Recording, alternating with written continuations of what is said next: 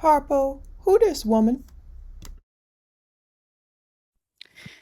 This is a follow-up video to that to show you guys exactly what I meant by why I lost it, so you all can calm the heck down.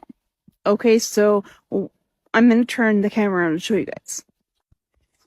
Okay, so I am literally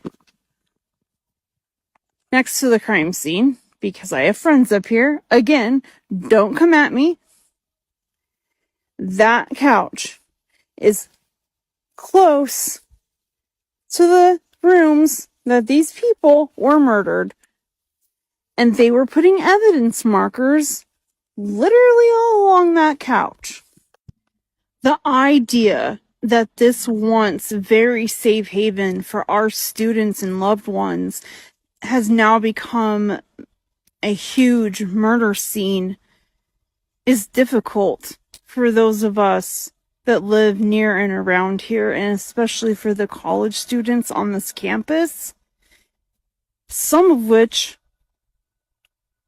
are still processing, and you guys are out there speculating, and I'm just trying to show you guys from a first-person perspective what it's like to be up here right now. I'm trying to give you guys the most accurate information, spread awareness, and I'm also trying to give you guys actual, authentic coverage from a non-news source. That's all I'm trying to do.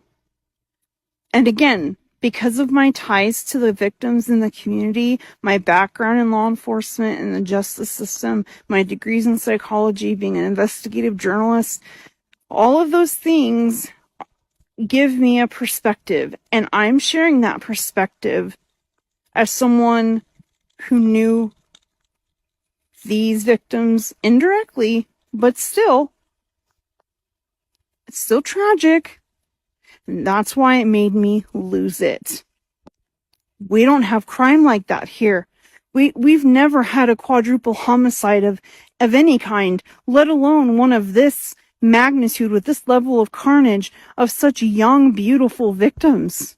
Stop coming after me and let my community grieve. And for the love of God, stop telling me it's not my community. What they're telling me.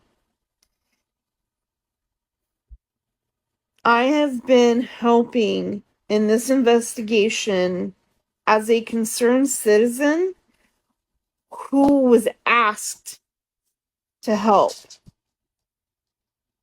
I'm not going to divulge that person's name.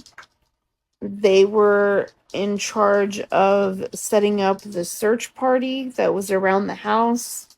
I don't know her name, but we were searching debris and bushes and anything that we could think of that someone could have stashed, like back friends of the victims.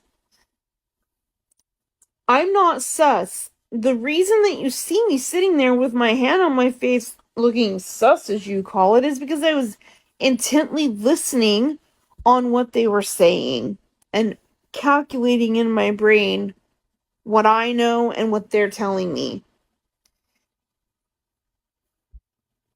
I have been helping in this investigation. Police avoided asking her questions at the presser as long as they could. Chris Mitchell, KLEW. Is there any plans? Destiny Martin with the LCSC Pathfinder. Can you lend any insights into the possibility that the murder weapon is linked to the ROTC program?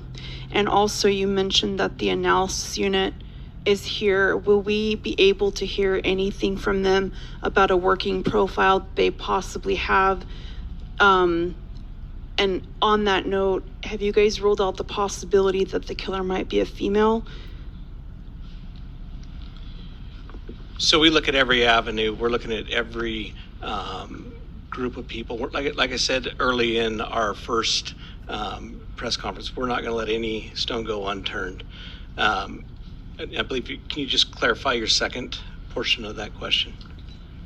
Oh, the BAU, sorry. Yes, I would like to know if the BAU has a working profile because, you know, you look at victimology. Are you able to tell us who was killed first on the time of death, so that we may understand, like, who was, if it was a targeted attack, it would make the most sense if they killed one of the roommates first, and then maybe the other two, you know, I know Sure. This is not speculation, I'm getting off topic.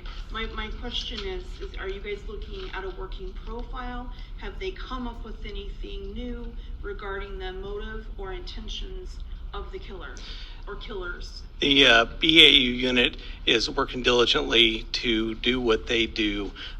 Will that be provided? I'm sure that may be provided once the conclusion of this case comes together.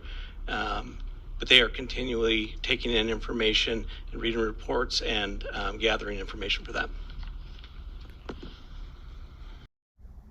She's gone private on TikTok, and I'm thinking maybe Moscow police should start asking for IDs from journalists. Meanwhile, the Pathfinder, which is an LC State student newspaper, says this woman is a liar. On Wednesday, November 23rd, an individual identified herself as a member of their paper. This is not true. They apologized for the confusion. They are also confused and concerned about the actions of the individual and have requested that the behavior cease. Exodus 20:16, you shall not give false testimony against your neighbor.